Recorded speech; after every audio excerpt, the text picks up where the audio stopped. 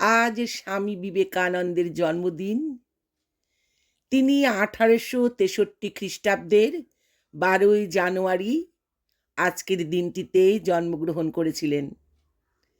তিনি ছিলেন একজন হিন্দু সন্ন্যাসী, দার্শনিক, লেখক, সঙ্গীতজ্ঞ এবং ঊনবিংশ শতাব্দীর ভারতীয় অতীন্দ্রিয়বাদী রামকৃষ্ণ পরমহংসের প্রধান শিষ্য।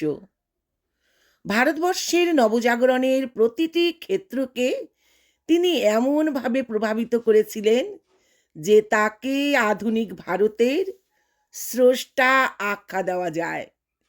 বস্তুত ভারতের জাতীয়তার প্রধান উন্মেষক তিনি ছিলেন। একজন মানব বন্ধু। তার কথা, তার বাণী, তার সাহসের বাণী, বীর্যবর্তার বাণী সবই ইতিবাচক, শাশ্বত বাণী। চিরকাল মানুষকে উদ্দীপ্ত করবে, আর এই বাণীর মধ্য দিয়েই তিনি চিরকাল সকলের মধ্যে বেঁচে থাকবেন। তিনি শিক্ষাকে তথ্যের সমষ্টি না ভেবে পূর্ণতার প্রকাশ এবং আত্মনির্ভরতার মাধ্যম হিসাবে দেখতেন। সকল ধর্মের মূল ভিত্তি যে এক, তা তিনি বিশ্বাস করতেন এবং সকলের মধ্যে সমন্বয় আনতে তিনি চেয়েছিলেন। তিনি সমাজের নিম্নবিত্ত মানুষের উন্নয়নে, নারী শিক্ষা, জাতিভেদ প্রথা দূরীকরণের জন্য তিনি জোর দিয়েছিলেন। ভারতের প্রাচীন গৌরব ও সংস্কৃতির উপর তিনি ভিত্তি করে এক শক্তিশালী ও ঐক্যবদ্ধ ভারত গড়ার ডাক দিয়েছিলেন। তার বাণী ছিল অনুপ্রেরণার উৎস।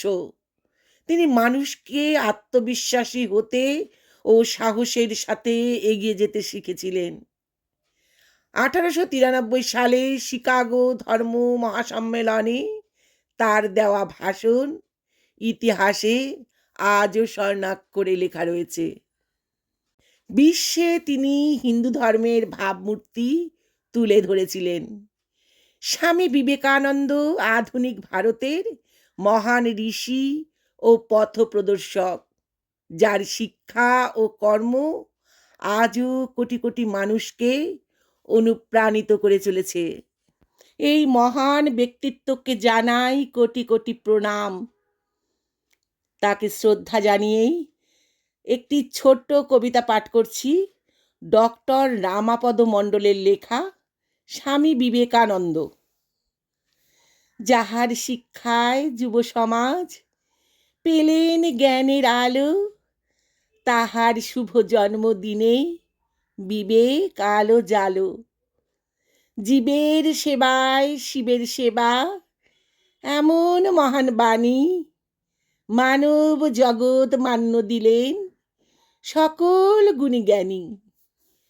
সেবার লাগি স্কুল ও কলেজ গড়েন শিল্প শিক্ষা, কর্মযোগ্যই মহান ধর্ম স্বনির্ভরের দীক্ষা।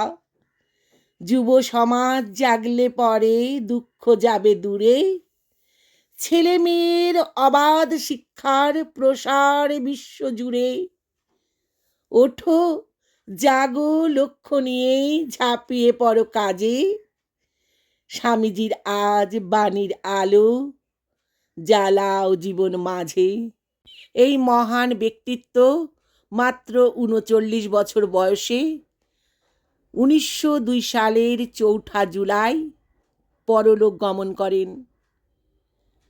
তিনি সকলের মাঝে বেঁচে আছেন এবং চিরকাল বেঁচে থাকবেন।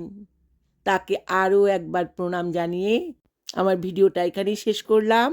আমার ভিডিও ভালো লাগলে লাইক, কমেন্ট, শেয়ার ও সাবস্ক্রাইব করে সঙ্গে থাকার অনুরোধ রইল। আবার দেখা হবে নতুন কোনো ভিডিও নিয়ে।